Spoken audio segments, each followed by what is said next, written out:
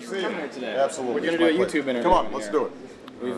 We've asked a lot of YouTube users to submit some questions and get your take on technology, foreign policy. Yeah, let's make it happen. Senator Obama, welcome to YouTube. Thank you so much. I appreciate it. It's great to have you here. Thank you. I guess you've virtually been here for a while through your YouTube channel. Absolutely. But it's good to have you here in person, and we're going to ask you a few questions from YouTube users today.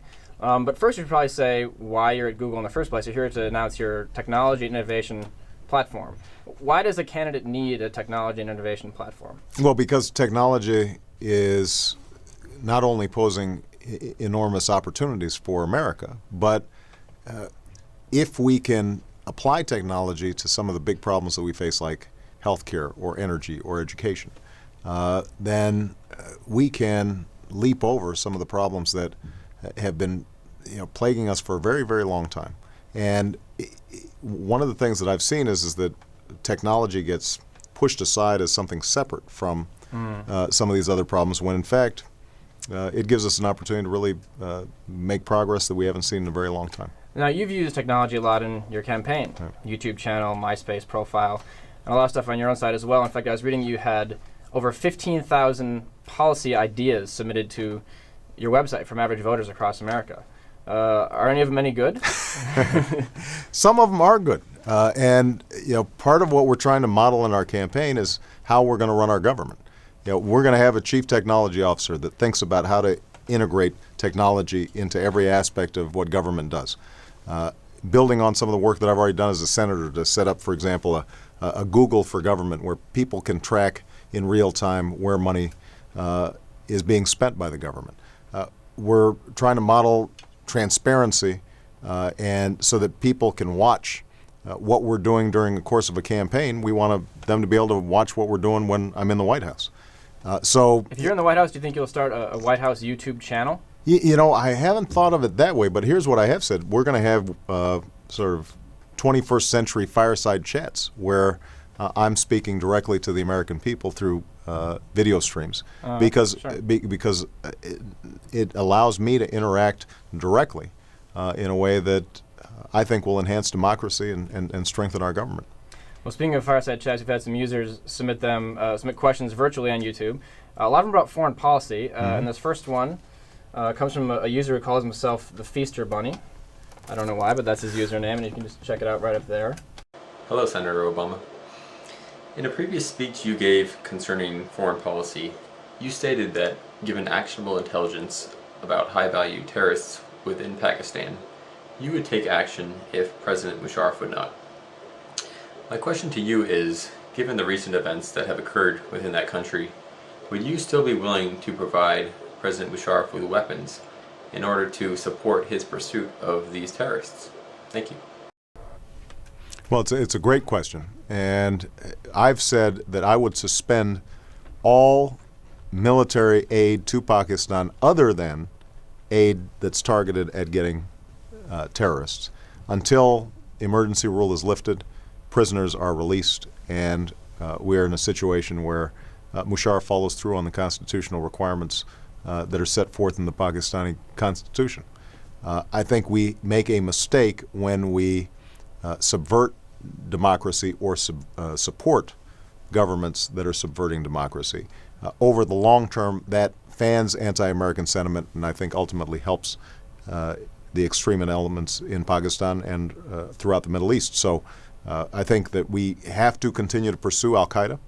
I think that we should help Musharraf if he's willing to do so, but we can't ignore the fact that he's rounded up thousands of people who simply are pursuing their democratic aspirations.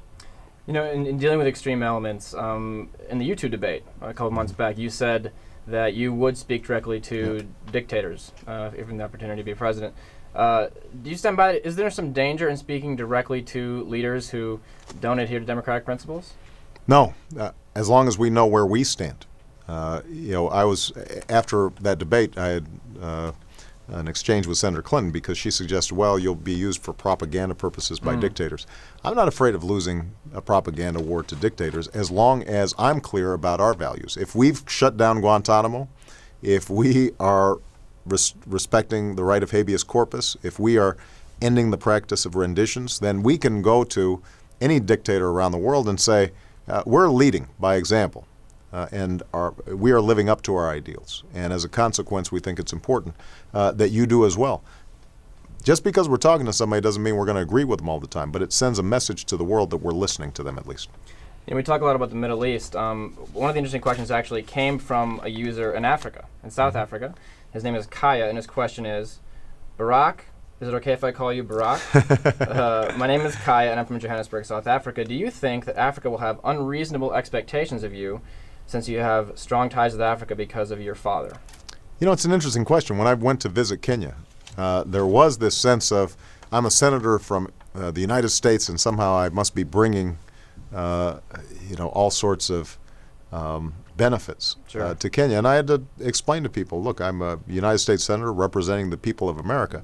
What I can do as president is to make sure that the American people understand our fates are linked with what happens in Africa. That if there's disease in Africa, that disease can get on a plane and end up in Des Moines, Iowa. If there's genocide in Africa, that creates violence and chaos in the lives of young men who eventually might bring that violence and chaos to our shores. So what I want to do is to make the American people understand that our own safety and security is wrapped up with the security and prosperity of people in Africa and all around the world. That's part of the job of the next president. Well, a lot of your rhetoric around foreign policy has to do with your identity as a multicultural, multiracial candidate, and a lot of our users asked about your identity. Is your foreign policy as much wrapped up into sort of who Barack Obama is as it is in terms of your ideas? I mean, is your campaign as much about identity as it is ideas? No, I don't think so. I think that I oppose the war in Iraq because of ideas. I believe in talking to the leaders of other countries, even when we don't like them, because of my perception of how our strategic interests can be served. So, on most of these issues, they're grounded in policy. What I do believe is that I can be a more effective messenger for some of my policy ideas because I've lived in another country, because my father came from a small village in Africa. I think that allows me to communicate these ideas more effectively, and I think the world will take in what I have to say with a more open mind. We don't have much time left. I want to make sure we get to sort of as many of these questions as I can. So let's end on a round that we will call Hope or Nope. Your campaign's a lot about hope, right? And so I'm going to read a series of statements that have been submitted by YouTube users. All right. And they're about the future. Right. And you say, I hope that will become true if you think it will be, or nope, I don't hope that will become don't want that. I got you. Okay, so hope or nope, one day college will be free in the United States of America. Hope. Hope or nope, one day gays will be allowed to marry.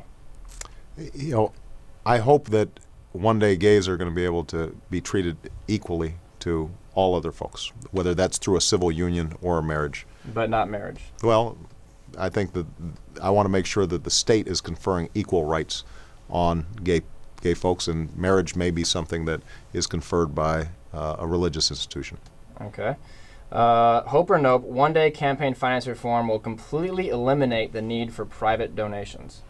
We probably won't be able to eliminate completely private donations, but I think we can lessen their impact. Hope or nope, one day we will only go to war if we get a declaration of war from Congress.